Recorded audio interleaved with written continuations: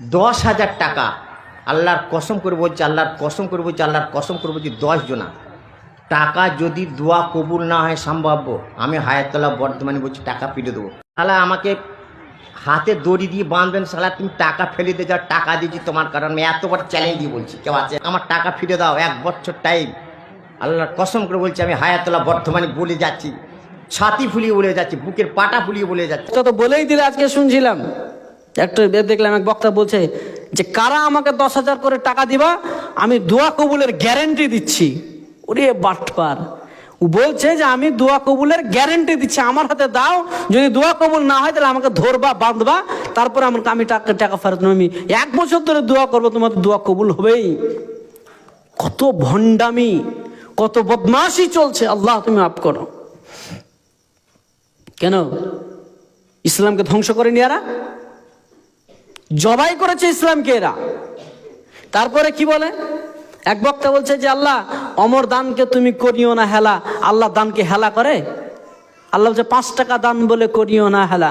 ওরে বাটপার, শয়তান, বদমাস, কুলাঙ্গার।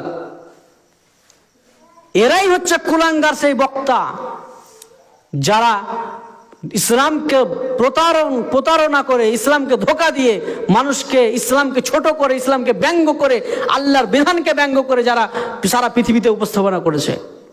এর জন্য আজকে ইসলামের অবস্থান এরকম। আল্লাহর মান, আল্লাহর শওকত বুঝেই না। আল্লাহ ভুলে? আল্লাহ ভুলে? নাউযুবিল্লাহি মিন যালিক, আল্লাহু মুস্তাআন। আল্লাহ ভুলে যায়? কম টাকা বলে আল্লাহ ভুলে যায়, আর বেশি হলে আল্লাহ দান কবুল করে। নাউযুবিল্লাহি মিন যালিক। বক্তা সাহেবের তাকওয়া, একজন 10 টাকা দান করেছে, নিয়ে রেখে দিলে, আর একজন 10,000 টাকা দান করেছে, নারায়ে তাকবীর আল্লাহু আকবার বলে এমন ভাবে দিলে, দোয়া মনে হচ্ছে ওকে জান্নাতে ঢুকিয়ে দিলে। ও মদখোর, সুদখোর, বেঈমান, নামাজ পড়ে না, গুন্ডা, বদমাশ, ওকে এমন করে স্টেজে দোয়া করে দিলে, বলছে আমার আর নামাজ রোজা কিছু লাগবে না, আমি এবার ডাইরেক্ট জান্নাতে ঢুকে যাব, কিছু লাগবে না।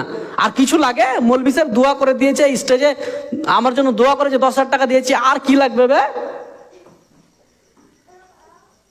এরা ইসলামকে ধ্বংস করে দিয়েছে। ইসলাম কিভাবে ধ্বংস করছে যে বলার শেষ নাই। তাহলে বললাম, একদল আলেম ইসলামকে ধ্বংস করছে, আর একদল পাবলিক যারা ইসলামকে ধ্বংস করছে। একজন মুসলমান সুদ খায়, একজন অমুসলিমও সুদ খায়। একজন মুসলিম নামাজ পড়ে না, একজন অমুসলিম নামাজ পড়ে না। একজন অমুসলিম কোরআন সুন্নাহ বোঝে না, একজন মুসলিমও বোঝে না। ও দাঁড়িয়ে পেশাব করে, ও দাঁড়িয়ে পেশাব করে। ও দিন ধর্ম বোঝে না, ইও দিন ধর্ম বোঝে না। তাহলে ইসলামকে ধ্বংস করলো না?